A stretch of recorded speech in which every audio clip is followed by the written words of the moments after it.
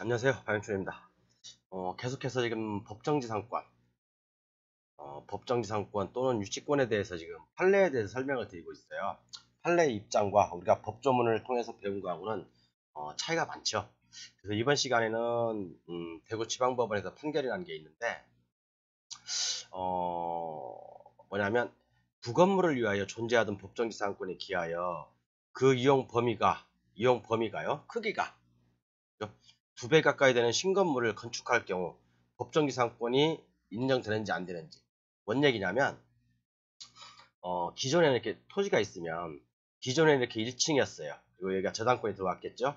저당권 설정 당시에 건물이 있었고, 그래서 이 건물은 9억이니까 법정지상권 인정되겠죠. 그런데 나중에 요걸 이 2배만 하게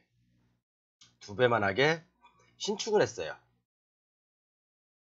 신축을 했는데 이 신축한 건물에도 이제 신축한 이후에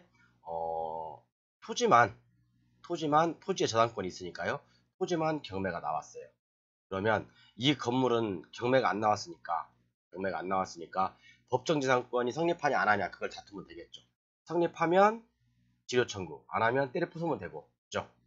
이렇게 가는데, 자, 이 두 배의 크기가 되는 건물을 우리가 법정지상권을 인정해 줄 것이냐 안 해줄 것이냐 그거 갖고 이제 다툼이 있었어요. 그런데 결론을 말씀드리면 판례의 입장은 그거예요. 이렇게 2배 가까이 범위를 초과해서, 그죠? 범위를 초과해서 2배 가까이 건축한 건물에 대해서는, 그죠? 건축한 건물에 대해서는 법정지상권을 인정할 필요가 없다라고 판결을 했습니다. 그래서 한번 볼게요. 대개 이제 이런 경우 많이 나오잖아요. 우리가 이제 경매를 하다 보면 법정지상권 하다 보면 저당권 설정 당시에 건물이 이만큼 있었어. 그죠? 그런데 어떤 사유로 이걸 때려 부숴버리고 건물을 줬어. 그런데 이 저당권자도 이 건물에 저당권을 설정해야 하는데 설정을 못하고 토지에만 저당권을 가지고 있다가 경매가 어느 순간에 딱 들어와 버렸어요. 토지에 대해서. 그죠? 그러면 이 새로 진 건물에 대해서 법정지상권을 인정할 것이냐 안 할 것이냐. 제가 말씀드렸죠. 2003년 이전에는 이 새로 진 건물에 대해서 법정지상권을 인정했어요. 근데 2003년 이후에 대법원 전원일치 합의체로 다시 심의를 했는데 요게 법정지상권은 인정 안 된다. 그런 식으로 판결이 난 사건이 많아요. 제가 나중에 밑에서 보여드리겠지만, 그래서 이런 경우 이제 이게 기존의 건물보다 2배 이상 크게 신축한 경우는 법정지상권을 인정해야 되냐 안 해야 되냐, 그죠? 법정지상권 인정 안 됩니다. 그러니까 그 법정지상권의 범위도 봐야 돼요. 법정지상권의 범위도 우리는 확인해 봐야 된다. 그리고 여기 이제 또 판결 요지를 보면 대충 읽어보면요, 제가 좀 중요한 것만 밑줄 쫙쫙 그렸어요. 구건물을 철거하고 신건물을 건축한 후에 신건물 소유자는 대지에 관하여 건물 소유를 위한 법정지상권을 취득하나, 그죠? 신건물 소유자는 대지에 관하여 건물 소유를 위한 법정지상권을 취득하나, 그죠? 신건물을 위한 법정지상권의 범위를 정할 때, 범위를 정할 때, 그죠? 옛날에는 이게 판례였어요. 대부분 판례. 지금은 이게 아니에요. 지금 바뀌었어요. 그죠? 신건물에는 법정지상권 인정 안 됩니다. 세워진 건물에는요. 그죠? 이것은 2003년 이전에 대법원 판례였어요. 근데 2003년 이후부터는 바뀌었다고 했죠. 인정 안 되는 걸로. 그러니까 이것은 아니에요. 근데 본점은 이게 아니라 신건물을 위한 법정지상권 범위를 얘기하는 거예요. 범위를 정할 때 2배나 크게 건물을 지었대요. 2배나 크게 건물을. 그래서 구건물을 초과하는 부분을 철거하는 도리밖에 없으므로 철거하기는 좀 사회적 비용이 많이 있잖아요. 그렇기 때문에 이것은 법정지상권을 청구할 수 있다. 소멸을 청구할 수 있다. 이렇게 판결이 난 겁니다.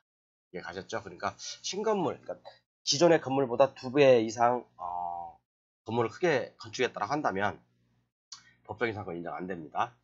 그렇게 보시면 되고요. 여기 뭐 이제 기본적인 적이니까. 자, 여기 제가 전 시간에 설명드린 거 있죠. 판례. 1993년도 똑같이 판례됐어요. 건물을 철거하고 건물을 신축한 경우에도 성립하는 것이며, 새 건물과 구건물이 동일성이 있음을 요하지 아니해도 된다. 그래서 옛날에 2003년 이전에는 요렇게 신건물에도 법정지상권이 인정이 됐지만 지금은 2003년 이후에요. 2003년 이후에는 대법원의 판례가 변경됐다고 했죠. 제가 전 시간에 모르시는 분 전 시간 보십시오. 전 시간에 변경이 돼서 이렇게 저당권 설정 당시에 그죠? 건물이 있었는데 이 건물을 때려 부숴버리고 새롭게 건물을 졌어. 그죠? 2배 이상을 짓든지 그죠? 또 새롭게 건물을 져도 법정지상권이 토지만 경매가 나왔어요. 건물에는 저당권이 당연히 설정이 안 됐겠죠. 그렇기 때문에 토지만 경매가 나왔겠죠. 그러면 그 토지 낙찰자는 이 건물 소유자를 상대로 해서 법정지상권을 소멸을 청구할 수 있냐 없냐 그런 거겠죠. 그렇죠? 이게 옛날에 2003년 이전에는 법정지상권이 성립됐지만 지금은 인정 안 된다. 그렇게 보시면 됩니다. 그래서 제가 말씀드린 이 판례 쭉 한번 읽어 보시고요. 다음에는 구분적 소유 관계 그런 것들은 다 아시는 거죠.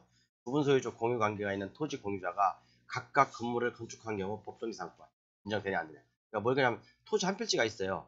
그러니까 서로 약속에 의해서 이렇게 구분을 지었어요. 구분 소유지요. 구분 소유.